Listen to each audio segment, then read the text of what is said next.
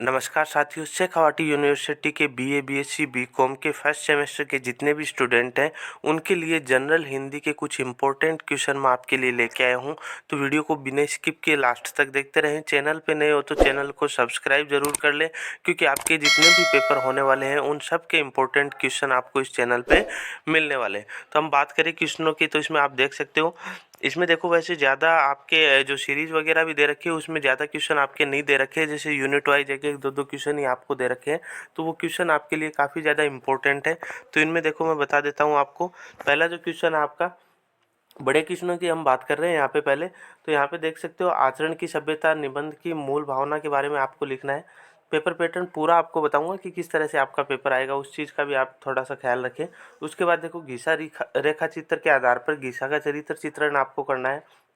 अगला जो क्वेश्चन है, श्री शरद जोशी के व्यंग्य लेख मेघदूत की पुस्तक की समीक्षा आपको करनी है। उसके बाद देखो अगला जो क्वेश्चन है, नीति की दृष्टि से रहीम का काव्य उच्च कोटि का है, स्पष्ट करना है आपको। उसके बाद देखो अगला जो क्वेश्चन आपका, मैथिली शरण गुप्त की काव्यगत राष्ट्रीय भावना पर आपको प्रकाश डालना है। उसके बाद देखो, ये कुछ इंपॉर्टेंट क्वेश्चन है बड़े वाले। अब देखो मैं आपको बता देता हूँ, 10 आपके पहले छोटे क्वेश्चन आएंगे, ठीक है ना। उसके बाद देखो आपके 2 व्याख्या आने वाली है, 2 व्याख्या आएगी, एक गद्य भाग से, एक पद्य भाग से। दोनों समझ तो गए होंगे। एक गद्य भाग से मतलब जो आपका रिटिन में जैसे चैप्टर होता है, पाठ जो होता है उससे, और पद्य भाग जो होता है उससे, कविता वाले से। तो उस पर आपको 6 प्रसंग में व्याख्या करनी है। एक आएगा आपका संक्षेपण। संक्षेपण का मतलब है आपको पूरा पैराग्राफ दिया हुआ होगा और उसको आपको शॉर्ट करके लिखना है। इसके बाद आपके इसमें पत्र आने वाले हैं।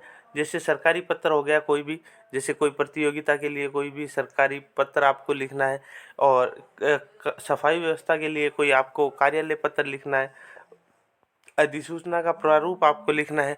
तो इस टाइप से कुछ आपको लिखने हैं। उसके बाद देखो आपके जो छोटे क्वेश्चन आते हैं उसमें आपके, जैसे आपके व्याकरण के कुछ टॉपिक हैं। तो व्याकरण के जो टॉपिक है उसमें देखो आपकी संधि हो गया, समास हो गया, प्रत्यय हो गया, उपसर्ग हो गया। तो ये जो आज तक आप पीछे 12th तक पढ़ते आए हैं उनमें से आपके कुछ डेफिनेशन पूछ सकते हैं, परिभाषा आपसे पूछ सकते हैं, कुछ एग्जाम्पल देके आपको पूछ सकते हैं। छोटे क्वेश्चनों में आपके ये आने वाले।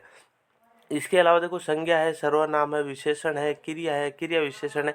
तो इनकी परिभाषा और इनके प्रकार के बारे में पूछ सकते हैं, या फिर छोटा मोटा कोई एग्जाम्पल आपको देके और उसके बारे में आपसे पूछ सकते हैं कि इसमें कौन सी संज्ञा हो सकती है, सर्वनाम हो सकता है, ठीक है ना। या फिर कोई आपको डायरेक्ट दे दिया कि भाई इस संज्ञा का ये पार्ट है, इसकी आपको डेफिनेशन लिखनी है। तो इस तरह से आपका ये पेपर आने वाला है।